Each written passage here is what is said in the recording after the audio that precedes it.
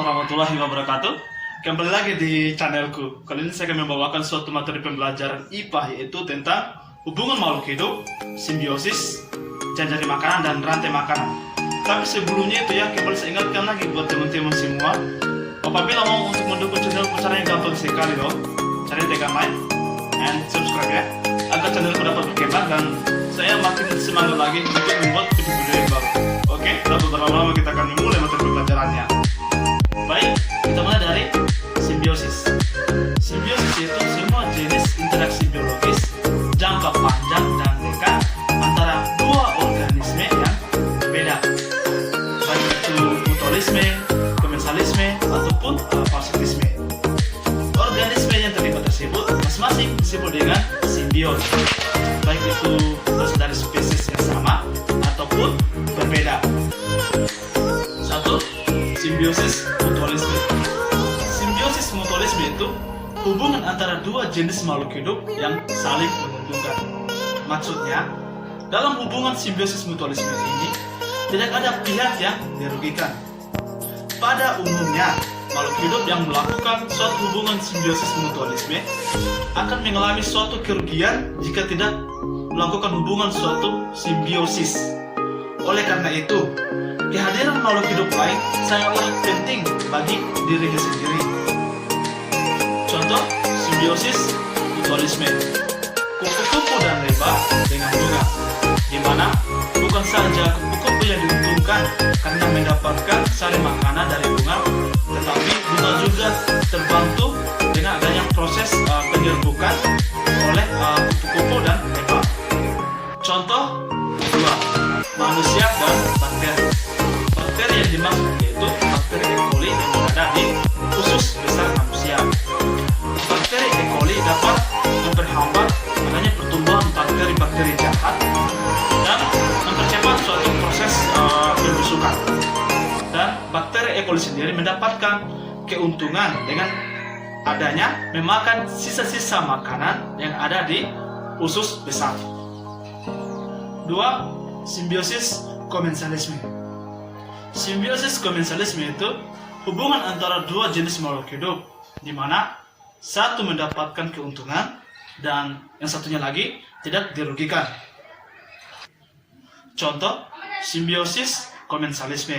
Satu, hubungan antara anggrek dan pohon mangga, di mana anggrek tumbuh dan berkembang dengan cara menempel di pohon mangga yang berfungsi untuk mendapatkan cahaya matahari, air, serta zat untuk melakukan suatu proses fotosintesis.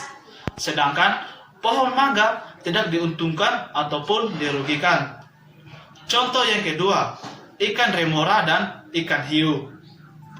Ketiga, simbiosis parasitisme. Simbiosis parasitisme itu hubungan antara dua jenis makhluk hidup, di mana yang satunya mendapatkan keuntungan dan yang satunya lagi sangatlah dirugikan. Contoh dari simbiosis parasitisme yaitu hubungan antara nyamuk dan manusia. Nyamuk menggigit dan mengisap darah kita. Bahkan sebagian jenis nyamuk sangatlah berbahaya karena dapat menyebarkan suatu penyakit mematikan seperti demam berdarah dan malaria. Dalam hubungan ini, nyamuk sangatlah diuntungkan karena mendapatkan makanan berupa darah dan dapat berkembang biak. Bagi manusia, hubungan ini sangatlah merugikan karena dapat terserang oleh penyakit berbahaya. Sekarang kita pindah di jari makanan. Jari-jari makanan yaitu gabungan dari rantai makanan yang saling berhubungan dikombinasikan tumpang tindih dalam suatu ekosistem. Contoh jari makanan yang ada di darat, yaitu seekor tupai bisa memakan beragam jenis makanan seperti biji-bijian dan buah-buahan. Tupai tersebut dimakan oleh seekor rubah. Bukan hanya tupai yang dimakan, tetapi banyak juga hewan lain ikut dimakan seperti tikus dan serangga lainnya. Contoh ini saja Sudami, banyak sekali rantai makanan. Contoh jari makanan yang ada di laut, misalkan fitoplankton yang dimakan oleh zooplankton. Zooplankton dimakan oleh gurita dan ikan salmon. Kemudian gurita dan ikan salmon tersebut lepas dalam hiu mati dan kemudian diurai oleh bakteri yang ada di laut. Contoh berikutnya, dari makanan yang ada di sawah, yaitu padi sebagai produsen dimakan oleh ulat dan belalang. Belalang dimakan oleh tikus, tikus dimakan oleh ular atau burung pemangsa. Burung pemangsa mati dan diuraikan oleh bakteri yang ada di tanah. Berikut adalah contoh dari struktur jaring makanan seperti gambar di samping dan di atas. Oke, kita akan pindah ke rantai makanan. Rantai makanan itu bagian dari jaring makanan, di mana rantai makanan tersebut bergerak secara linear dari produsen ke konsumen teratas. Singkatnya, rantai makanan merupakan suatu interaksi makan dan dimakan dengan urutan dan tingkatan tertentu.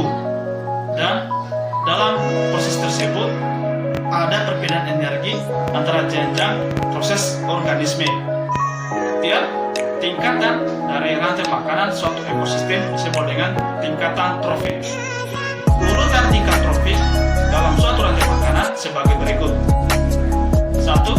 Tingkatan pertama, yaitu organisme yang dapat menghasilkan suatu makanan sendiri, seperti tumbuhan hijau, misalkan pohon dan rumput dan lain sebagainya. 2. Konsumen 1. Selanjutnya di bagian atas merupakan konsumen 1 yang tidak bisa menghasilkan makanannya sendiri.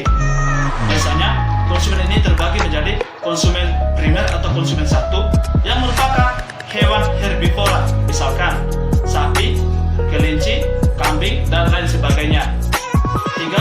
Konsumen 2 atau konsumen sekunder. Konsumen ini yang memakan konsumen pertama. Contoh dari golongan ini yaitu burung pemakan ulat, musang pemakan tikus, dan pada umumnya adalah hewan pemakan daging atau karnivora. Keempat, konsumen ketiga atau konsumen tersier, yaitu konsumen yang memakan pada konsumen tingkat kedua, misalkan burung elang yang memangsa ular. Kelima, konsumen keempat atau konsumen puncak, yaitu konsumen tingkat tertinggi yang memangsa pada konsumen tingkat ketiga. Terakhir yaitu pengurai, yaitu suatu organisme yang memakan organisme yang telah mati dan produk limbah organisme lainnya yang berfungsi untuk membantu siklus nutrisi kembali ke ekosistem lainnya. Berikut contoh dari rantai makanan. Contoh dari rantai makanan yang ada di darat, terutama yang ada di sawah, seperti gambar di atas, di mana padi merupakan suatu produksi terbesar dalam suatu ekosistem ini. Padi merupakan produsen untuk penghasil makanan bagi organisme lainnya. Tikus sebagai konsumen primer yang memakan padi untuk kelangsungan hidupnya. Ular disebut sebagai konsumen sekunder karena telah memakan tikus untuk kelangsungan hidupnya. Burung elang disebut sebagai konsumen puncak karena telah memakan ular sebagai kelangsungan hidupnya. Dan yang terakhir yaitu pengurai. Pengurai menyerap nutrisi yang ada pada elang yang telah mati. Nutrisi tersebut kemudian diserap oleh tanah dan kembali diserap lagi oleh tumbuhan sebagai bahan untuk proses fotosintesis dan seterusnya. 2. Contoh dari rantai makanan yang ada di ekosistem laut. Dari gambar di samping, kita sudah simpulkan bahwa rantai makanannya yaitu fitoplankton, zooplankton, ikan kecil, ikan besar, paus bergigi, dan pengurai.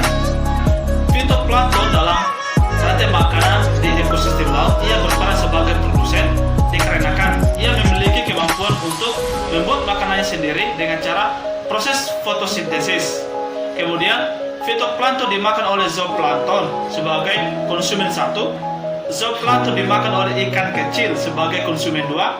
Ikan kecil dimakan oleh ikan besar sebagai konsumen 3, ikan besar dimakan oleh paus bergigi sebagai konsumen 4, dan paus bergigi mati kemudian diuraikan oleh pengurai di laut dan muncullah fitoplankton yang baru dan seterusnya. Dan yang ketiga yaitu contoh rantai makanan di ekosistem sungai. Dari gambar di samping kita sudah disimpulkan bahwa rantai makanannya sebagai berikut: alga, siput, ular sungai, bangau, dan pengurai.